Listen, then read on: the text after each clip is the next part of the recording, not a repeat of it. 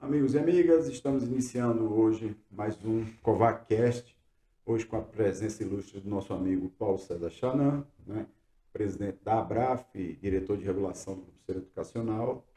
E hoje vamos tratar a respeito da portaria 397 da Secretaria de Regulação e Supervisão do Ensino Superior, né, que trata a respeito do padrão decisório, né, relativo às autorizações dos cursos que foram tramitados em razão de processo judicial. Pois bem, meu amigo Paulo, eu já passo a palavra direto para você, desde já agradecendo, né, a presença e perguntando para você, né, quais os desdobramentos dessa portaria, né, qual o impacto dessa portaria desde o momento que ela foi publicada, né, o que ela traz de novidade para as instituições de ensino.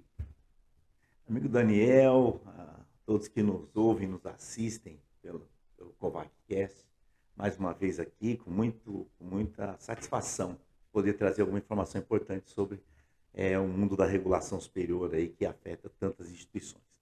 Veja, a portaria 397, ela não pode nunca ser entendida isoladamente, porque ela se ancora no edital do Mais Médicos, né? E essa combinação, o que hoje está sendo discutido no cenário regulatório, ou mesmo nas instâncias judiciais, sobre essa dupla, mais médicos, edital do Mais Médicos e a portaria 397. Elas arrumaram uma forma de se desconectar daquilo que estava sendo interessado pelo Supremo Tribunal Federal no voto do ministro Gilmar Mendes, que é o voto relator, né, que está em pleno curso a votação dos demais ministros, né? Então, nesse momento... Na ação declaratória de Isso, constitucionalidade na número 81. Exatamente, na ação declaratória 81, proposta pela ANUP, que está em curso o julgamento no Supremo Tribunal Federal. Lá o ministro fez uma modulação, tentando resguardar aquilo que era o mais crível e talvez o mais importante a ser resguardado, que eram os investimentos já feitos pelas instituições de ensino superior em processos que tinham respaldo de decisões judiciais. Alguns, inclusive, com já vencido 2 etapas de julgamento com decisões definitivas e não mais precárias. Há uma discussão no Supremo e aí o ministro modulou, né, se aceitaria todos os processos, o andamento de todos ou parcialmente. Então o ministro Gilmar, de forma muito sábia, fez uma modulação que excluía processos que estariam na primeira fase ainda da fase inicial. Meu amigo Paulo, só um breve esclarecimento. No caso da ADC, dessa ação declaratória de constitucionalidade, é bom deixar claro aqui para os colegas, que o objetivo dela é discutir se a autorização do curso de medicina seria feita por intermédio do edital do programa Mais Médicos, ou se haveria outra possibilidade, né, que também é a tramitação via lei dos sinais, por intermédio do sistema EMEC, né? Então essa é a discussão que está havendo no STF, e que o objetivo, no final das contas, era declarar a constitucionalidade do artigo 3º da Lei do Mais Médicos, né? E, com isso, obstar a tramitação de processos administrativos que tenham sido feitos, né, tenham sido interpostos por intermédio de ações judiciais que garantiram essa tramitação durante o período de moratória que foi concedida pelo MEC. Apenas um breve esclarecimento, mas sabendo que em agosto o ministro Gilmar Mendes ele concedeu uma medida cautelar, acatando, né, na verdade, o artigo 3º como única forma de ingresso, de abertura dos cursos de medicina, né? Mas ele fez uma modulação, né? E a modulação dos efeitos dessa decisão segue exatamente a lógica que o professor Paulo falou. E aí, professor? Que é, na verdade, a lógica mais ou menos proposta pela Amicus Curiae da ABRAF, que foi a primeira associação, através aqui do escritório Covac Advogados, a fazer Amicus Curiae na ADC 81. Imediatamente, no dia seguinte à propositura da ADC, a ABRAF já tinha se posicionado. E por que eu digo que é mais ou menos o mesmo encaminhamento?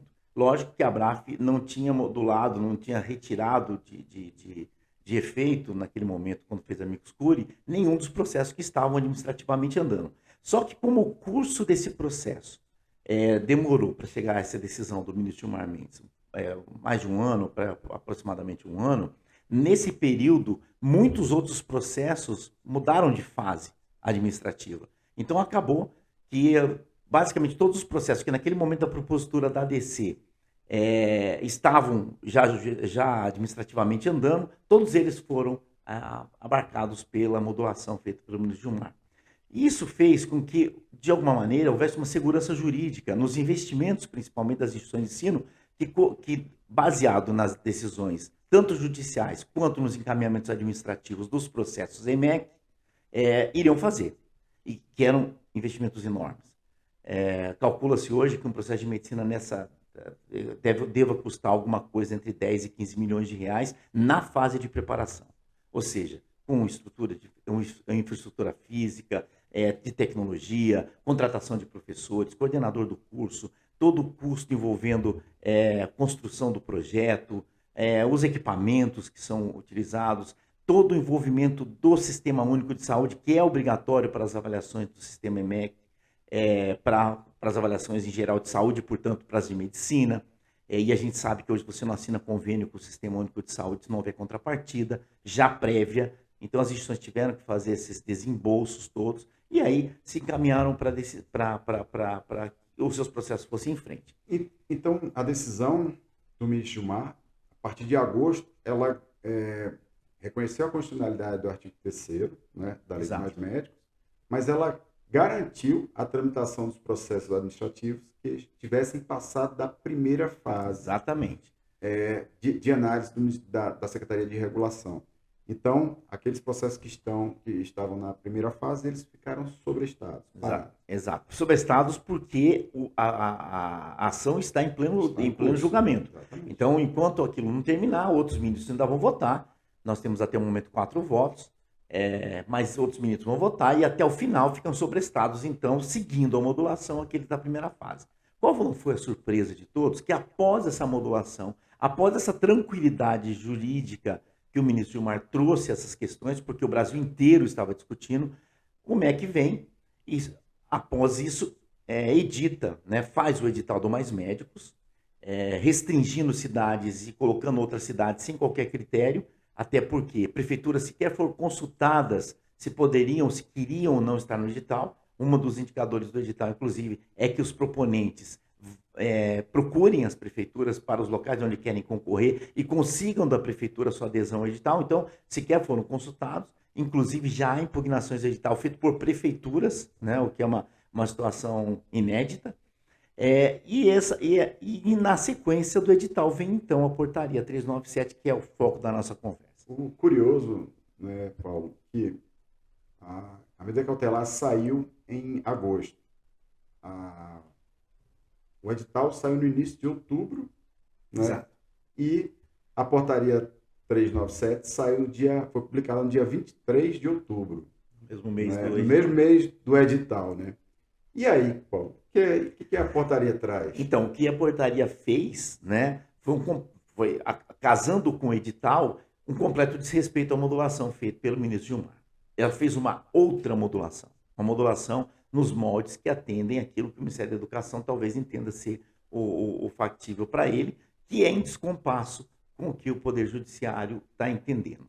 O que ela trouxe? Ela trouxe uma modulação que colocavam cidades fora da possibilidade nos processos EMEC, se elas não estivessem no edital do Mais Médicos. Ou seja, se você tinha um processo administrativo correndo e já ultrapassado a fase inicial, já na fase de avaliação do INEP, por exemplo, que estaria abarcado pela modulação do ministro Gilmar, mas essa cidade não estivesse nas 1.700 cidades do edital, esse processo seu não seguiria em frente. Esse foi o primeiro e mais grave ataque à modulação feita pelo ministro Gilmar. Uma coisa curiosa, porque o edital trouxe 116 regiões, né? Regiões, territórios de saúde. Né? Eles chamam de unidades territoriais, dividido por regiões de saúde. Exato. Que, diga de passagem, até mesmo o conceito é equivocado que trouxe lá no próprio edital, né? Então, o edital, no começo do mês, trouxe 116 regiões e a portaria, o que ela falou? Ela disse, olha, artigo 2º, parágrafo único, ela falou assim, olha, para as instituições que têm pedidos administrativos que foram instaurados em virtude de processos judiciais, aquelas instituições que tivessem curso tramitando, que estivessem fora dessas 116 regiões, estariam com o seu pedido sumariamente indeferidos. O que é mais grave. Vejam que no primeiro momento, na primeira modulação, o próprio MEC sobrestou os processos. Agora ele vem com sumariamente indeferido, ou seja, seria extinto aqueles processos através de uma decisão sumária, que ainda não ocorreu, mas que está prevista na portaria.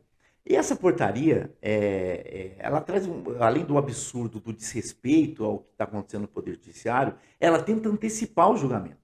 Além de se contrapor ao que o Poder Judiciário já colocou através da modulação do ministro Gilmar, através do voto do ministro Fux, que são contrários a 2 outros votos, da ministra Rosa Weber e do ministro Fachin, mas que está sendo discutido lá, né, de uma maneira democrática e como deve ser. O MEC, além de criar essa nova modulação, ele criou um problema, inclusive, que diz respeito ao erário público. Muitas instituições já estavam com suas avaliações marcadas, porque já tinham ultrapassado a fase da modulação do ministro Gilmar e o INEP já tinha promovido a marcação da avaliação. Do nada, né, no dia 25, que foi o dia que essa portaria passou a fazer efeito de fato, né, o INEP recolheu todas as avaliações com os avaliadores já nas unidades, nas instituições em que iriam avaliar. Desrespeitando o investimento que foi feito pelas instituições, o valor que o erário público já tinha colocado em passagem, hospedagem, alimentação e diárias, né, dos avaliadores, fechando os instrumentos, né, para que os avaliadores nem conseguissem avaliar, e trazemos avaliadores de volta para suas cidades. O curioso é porque essa portaria ela foi publicada no dia 23. E as avaliações estavam marcadas para o dia 25. O que as instituições imaginaram? Não. Bom, esse padrão decisório é um padrão decisório das séries e não do INEP. Então, o que seria razoável, natural, era que as avaliações fossem realizadas até o final, passando pelo Conselho Nacional de Saúde, que é o trâmite normal, né? E ao final que as séries aplicassem ou não o dispositivo, né? Mesmo sendo contrário à decisão do ministro Gilmar. Mas o que foi, eu acho que foi uma grande... Eu creio que eu nunca vi uma secretaria fazer um procedimento tão absurdo quanto esse, né? Isso como você falou.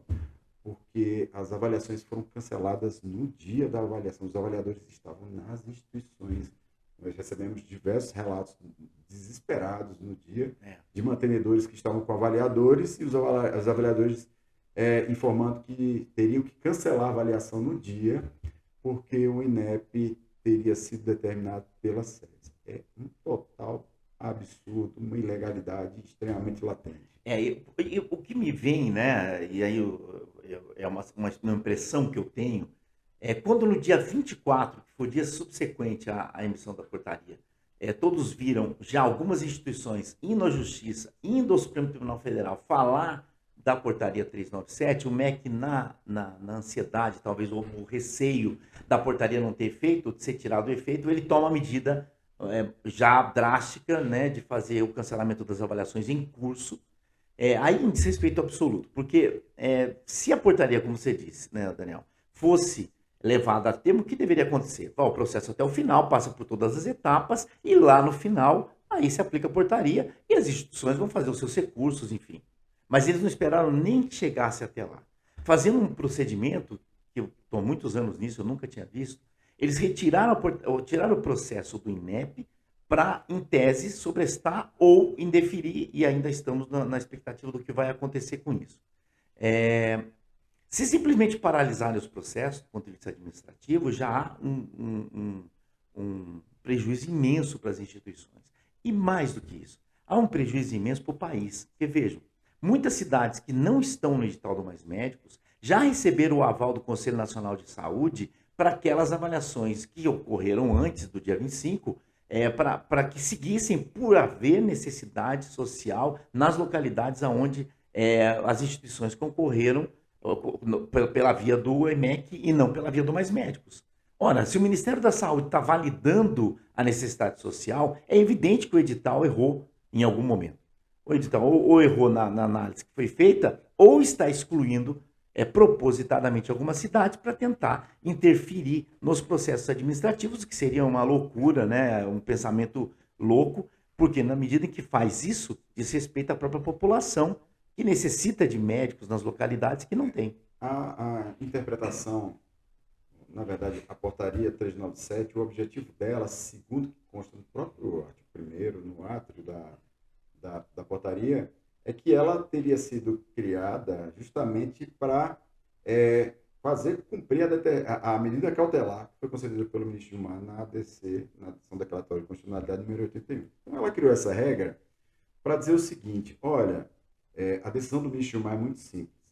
Ela diz, ela resguarda a tramitação dos processos administrativos que já estavam na segunda fase, tinham passado da fase de despacho saneador, né? E que observasse os critérios do artigo 3º, né, e de alguns dispositivos da Lei do Mais Médicos. Então, ela dizia que o município e o custo deveriam ser avaliados de acordo com aquele critério, como você muito bem falou, em relação à necessidade social. Então, o que foi que a Seres fez? Quando ela criou essa portaria, ela falou assim, não, eu estou cumprindo a decisão do ministro Gilmar. Mas ela, para cumprir a decisão do ministro Gilmar, ela falou assim, mas os critérios de necessidade social são os municípios que eu escolhi, né? Ou seja, na época da medida cautelar não existia edital, não é? Não existia nem mesmo essa portaria. Na época das decisões judiciais que determinavam a tramitação dos processos administrativos, não existia a mínima possibilidade de edital. Por quê? Porque havia uma moratória. Na verdade, as ações judiciais que foram manejadas foram para garantir justamente que a tramitação dos pedidos administrativos durante o período de moratória. Esse foi o grande mote, não foi nada de discutir a constitucionalidade ou a inconstitucionalidade da Lei do Mais Médicos. Eu digo isso, meu amigo Paulo, porque essa portaria das séries, o artigo 2º, parágrafo único, me parece que foi uma questão de um oportunismo inoportuno, né? Não poderia ser feito justamente no decorrer de um trâmite, de um processo, e mandar cancelar a avaliação, para mim, foi... Então, mas veja, o que mais acho que está mais irritando e desafiando mesmo as questões do judiciário é que quando você tem uma decisão judicial, e é o caso, né, nós tivemos no Brasil centenas de decisões de primeira instância, decisões de tribunais e já tínhamos uma decisão no Supremo que ainda era precária, mas que estava em julgamento. Essas decisões estão focadas na realidade do momento da propositura das ações, né? Juiz nenhum podia imaginar o que viria no edital lá o ano passado, no edital agora de 2023. Ele estava se baseando, ao dar aquela medida, no fato de 2021, de 22, que foram os anos em que, indevidamente, não se podia ter pedidos de curso de medicina no Brasil de nenhuma forma. Pois muito bem, trazer uma condição, né, ulterior, né, a isso tudo, que transforma uma realidade e passar a exigir que a realidade nova seja a que venha valer para os julgamentos anteriores, é de uma insanidade, porque isso cria uma insegurança jurídica tão grande, que é o que está acontecendo nos dias atuais. Nós estamos com dezenas já de recursos e de processos nos tribunais relacionados a essa portaria 397. Ela é tão sem propósito que ela cria uma condição para o judiciário terrível, que é reavaliar tudo, que é dizer de novo, né, mais uma vez, que aquela condição antiga, aquela condição do processo era uma e que agora é outra, e as duas decisões que nós já temos até esse momento, e vamos ter outras por esses dias, as decisões são favoráveis à manutenção daquelas avaliações que foram sumariamente canceladas. Exato. Então, a Seres, ao publicar essa portaria, esse dispositivo, principalmente mandando cancelar, implicou numa enxurrada de ações desnecessárias, né, que já obtiveram êxitos, a maioria, né, tanto em primeira quanto em segunda instância no TRF da primeira região, né?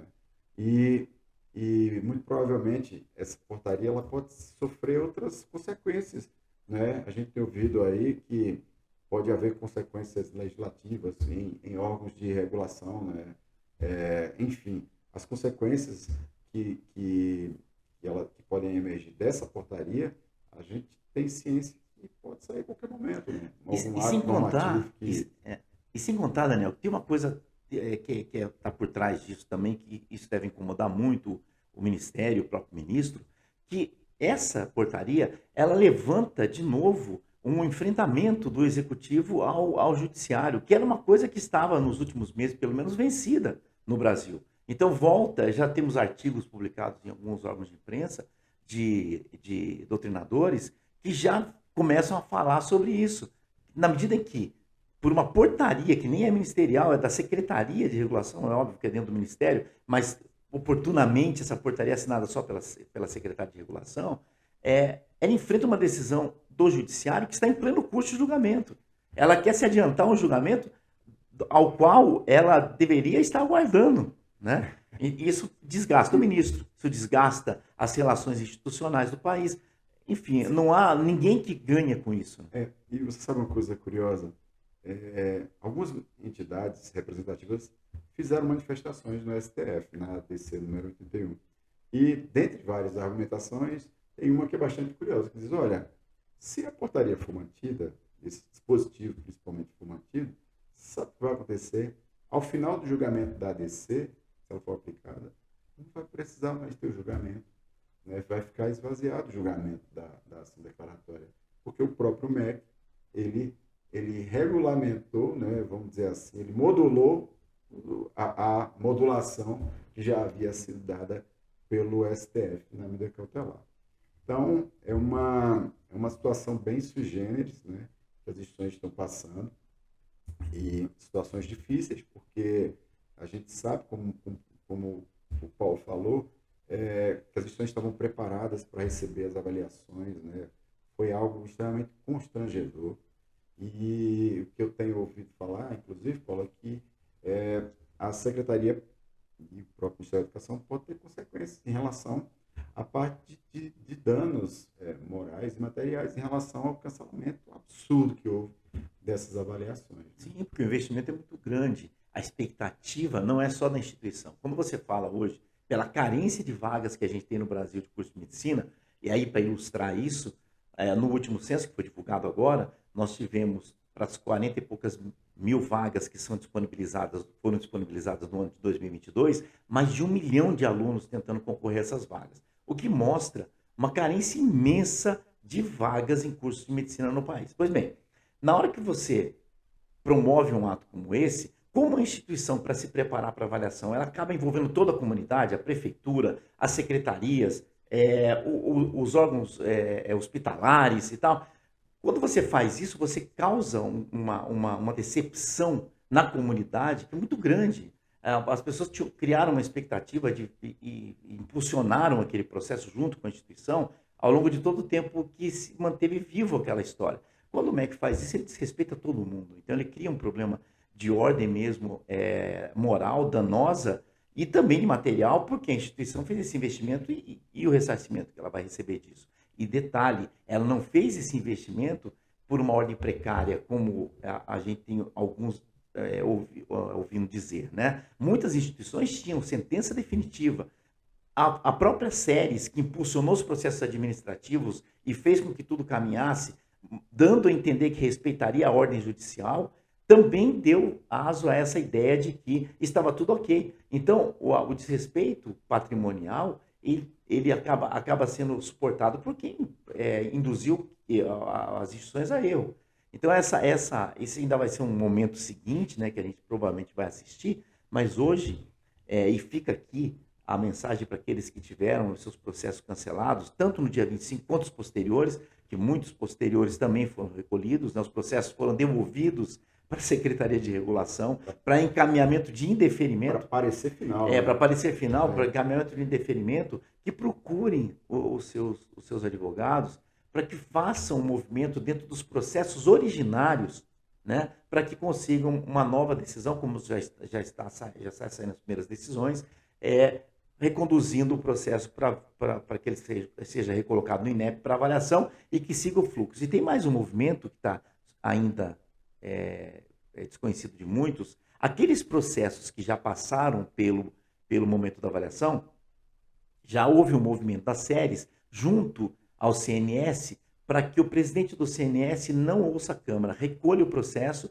e devolva como insatisfatório para as séries. Então, tem processos que nós já temos conhecimento que todo o encaminhamento da Câmara é no sentido de dizer que é satisfatório, que encaminhar positivamente para que, para que as séries promova a portaria de autorização. E que, com todo esse discurso, vem no final do parecer do CNS o presidente chamando para ele a decisão e devolvendo como insatisfatório. Então, um movimento também que não é aparente, né? Porque nós não temos uma portaria ou nada nesse sentido, mas que provavelmente segue a instrução mais ou menos colocada na portaria 397. Fica aqui a mensagem, então, de que todos procurem os direitos, né, no sentido de resguardar tudo isso. Me parece que a séries quis resolver um problema, mas acabou criando um outro muito maior, né? Uma dor de cabeça que aparentemente é mais uma novela nessa batalha e que espera-se que as instituições que estão nessa batalha que elas fiquem vigilantes, né? E busquem aquilo que é melhor para a sua instituição. Meu amigo Paulo, eu queria agradecer imensamente a participação, mais uma vez, com contribuições bastante fortes, né, vamos dizer assim, para o setor. A gente sabe que na ABRAF, na entidade que você é presidente, você recebe muitas informações de diversas instituições que estão passando por dificuldades em virtude disso, né? Então, agradeço bastante as contribuições do seu tempo, né, e a gentileza de sempre de participar aqui do nosso CovarCast. Imagina, Daniel, virei sempre que tivermos aqui um assunto que possa interessar a quem acompanha, estaremos aqui. Essa, de fato, eu acho que é o melhor sentido desse programa, dessa ideia de vocês e desse programa. Então, eu que agradeço, e deixo aqui um abraço a todos. É isso aí, pessoal. Obrigado e até a próxima.